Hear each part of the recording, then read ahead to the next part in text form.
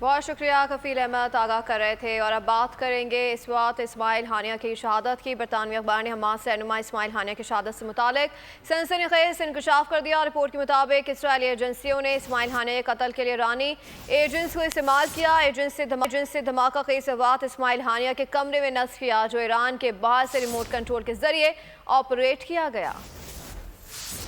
مکار دشمن کی عیاریاں کامیاب ہو گئیں۔ اسرائیل نے اسماعیل ہانیہ کو راستے سے ہٹانے کے لیے ایرانی ایجنٹس کو استعمال کیا۔ ایجنٹس نے اسماعیل ہانیہ کے زیر استعمال مہمان خانے میں بارود نصب کیا۔ شہید اسماعیل ہانیہ اسی عمارت میں قیام کرتے تھے۔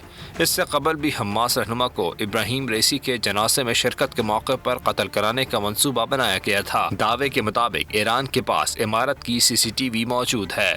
ویڈیو میں ایجنٹوں کو کمرے میں انتہائی تیزی سے آتے جاتے دیکھا جا سکتا ہے۔ سبسکرائب کریں اور بیل دبائیں تاکہ کوئی خبر رہ نہ جائے۔